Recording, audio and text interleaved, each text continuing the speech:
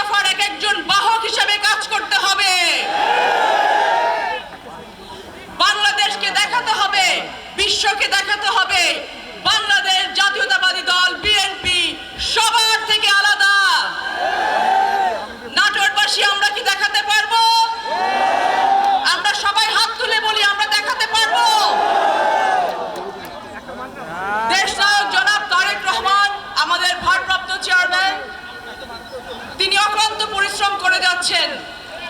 আমরা তাদের ক্ষুদ্র ক্ষুদ্র কর্মী হিসেবে আমরা চাই ভবিষ্যৎ বাংলাদেশ গড়ার জন্য আমরা সবার আগে নিজেদেরকে পরিবর্তন করব।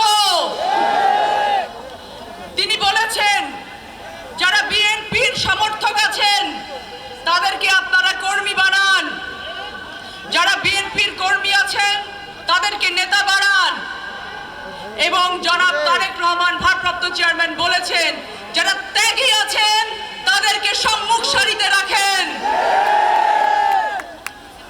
আমরা এই সবাই মিলে একটি ভবিষ্যৎ বাংলাদেশ গড়ার জন্য একসাথে কাজ করে যাব। আমরা সবাই হাত তুলে সম্মতি জানাই।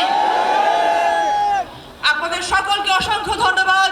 শহীদ প্রেসিডেন্ট জিয়াউর রহমান অমর হোক, দেশ নায়ক তারেক রহমান জিন্দাবাদ, দেশ নেত্রী বেগম খালেদা জিয়া জিন্দাবাদ, নাটোরবাসী জিন্দাবাদ।